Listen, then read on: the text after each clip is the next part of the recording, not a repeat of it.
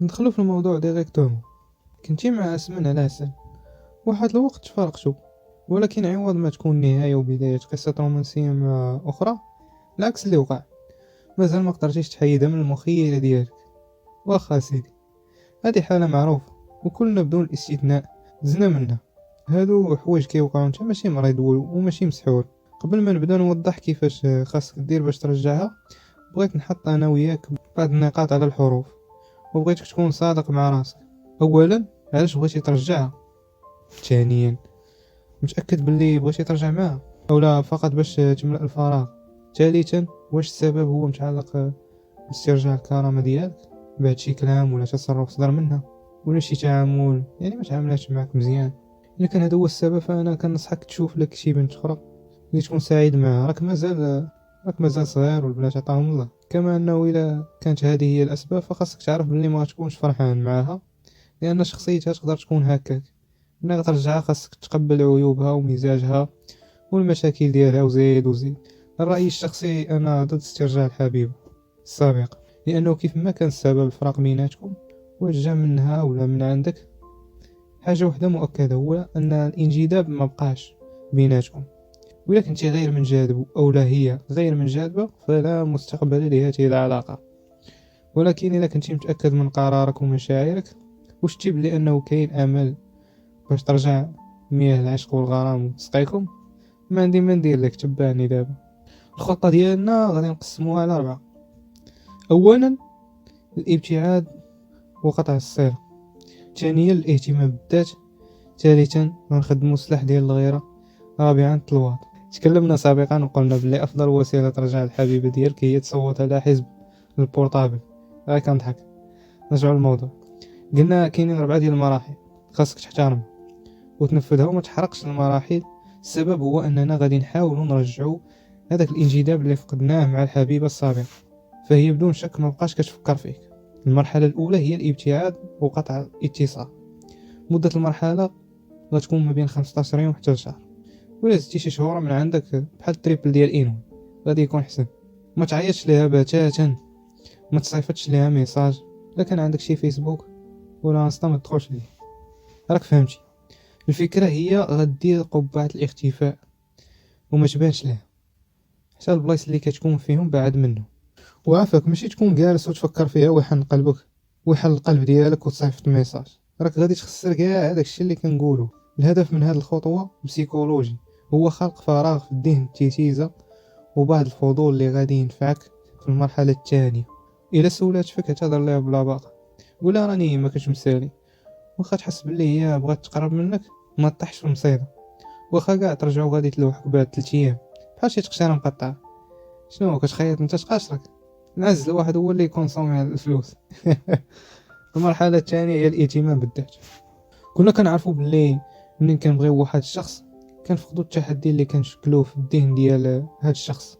ما فهمتيش؟ نزيد نشرح لك. اللي عجبها فيك اول مره هو الرجوله ديالك والبروده والدفء كبير. كل ما كنتي كتخبي اللي في قلبك وكتبين قليل، كل ما زاد الاعجاب ديال البنت.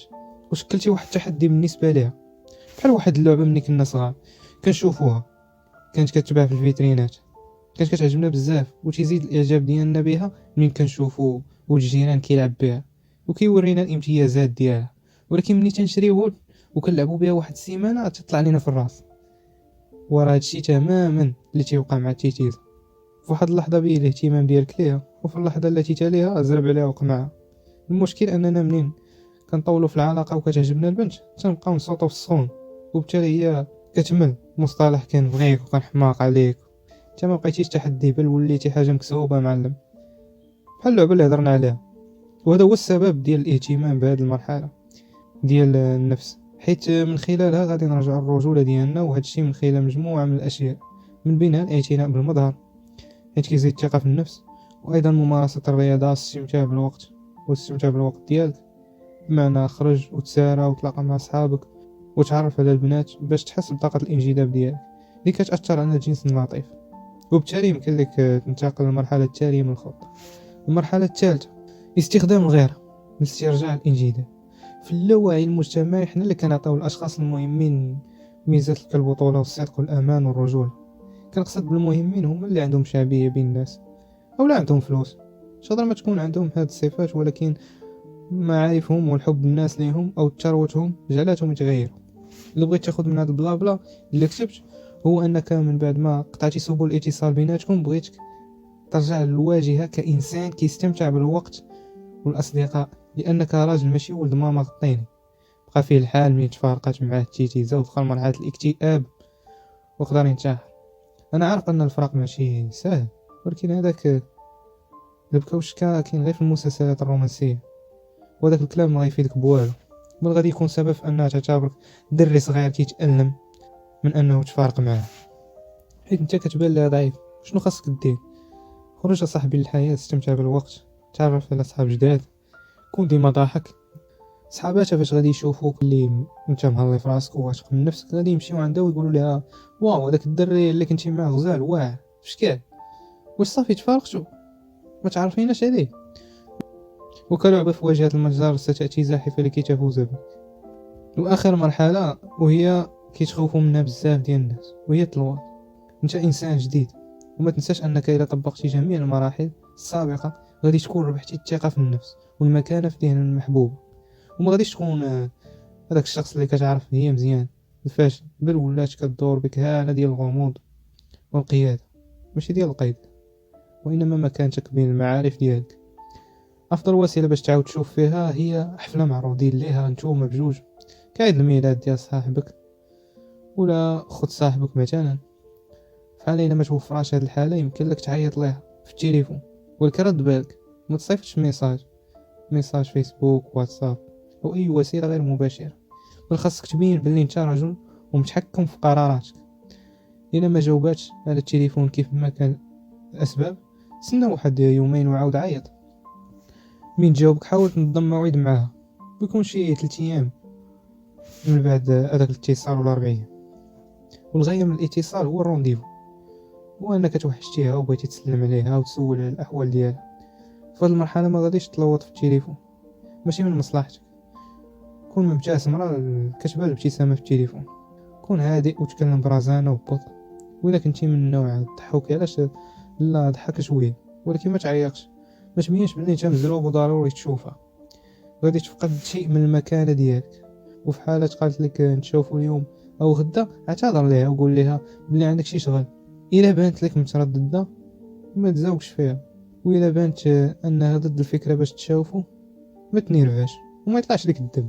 بدل الموضوع، هضر في حاجه اخرى، خلي حتى دوز يومين عاوتاني وعاود عيط لها. واحد الحاجه مهمه، من الاحسن تقترح عليها 2 ديال الاوقات. فمثلا نقول لها غادي نكون سالي الثلاث في الصباح ولا الخميس في العشيه، وبالتالي كتخلي يوم الفراغ بيناتهم. علاش؟ تو ريزن، انك كتبين باللي انك انسان مشغول وغادي تحس باللي انت جائزه، عندك حياه ممتعه. والسبب الثاني هو انك كتعطيها اختيار بين يومين، وبالتالي صعيب عليها ترفض وتقول لك ما مسالياش. دير معها تلاقاو في شي بلاصه ما تفكرهاش في علاقتكم، بلاصه تكون عاديه ولكن زوينه ديك البلاصه. البلايص الحميميه بعد عليهم. لبس بلا ما نوصيك، لبس مزيان، ومن الاحسن شي لبسه ما شافراش تكون ديالك.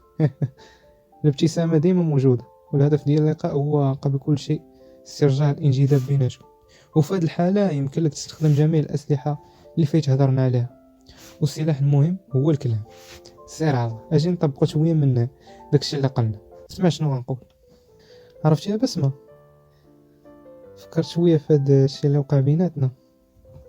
عرفت باللي درت لافوت معاك، كنعترف، ولكن حتى انت عندك شويه ديال المسؤوليه. انا عارف باللي كتقولي الذنب كامل ديالي باش ما تتحمليش المسؤوليه ديالك وتشوفي الواقع، وفضلتي تلوحي لافوت عليا. عرفتي، معليش، كاع البنات تيديروه والدراري حتى هما، داكشي علاش انا متفاهم ومسامحك. عرفتي، واخا تباني قويه من الخارج انت حساسه من الداخل. وزيد نقول لك هادشي اللي كيعجبني فيك اول مره. اجي نحللو هادشي اللي قلنا. البنات عزيز عليهم بحال هاد الهضره وحساسين من هاد الناحيه، وانك تتكلم بهدوء ودير الاستراحات بين الكلام ديالك كيخلي هاد الكلام يكون عنده واقع كبير. هذا من ناحيه، ومن ناحيه اخرى في اول الكلام ديالك وريتي التفاهم ديالك ونقصتي ليها من الكوارير. ما بينش بلي هي الملاك اللي انت كتحماق عليه، بل هي مجرد انسان. كما انك بينتي النضج ديالك، وشحال انت تبدلتي، ولاش عندك ثقه كبيره في راسك، وساليتي الهضره ديالك بالمدح ديالها، وبينتي ليها كم هي استثنائيه. ملاحظه اخيره، فات ما بغاتش تلاقى بكم منين تلاقيتو وهضرتي معاها مازال ما بغات دير مجهود، في هاد الحاله ما عندك ما دير. ميمكنش لينا ديما نربحو. دير عليها كروه ودوز قلب على دريه اخرى، وتفكر ديما انت الجائزه ولست المتسابق. كان معكم طه، نتلاقاو في فيديو جديد.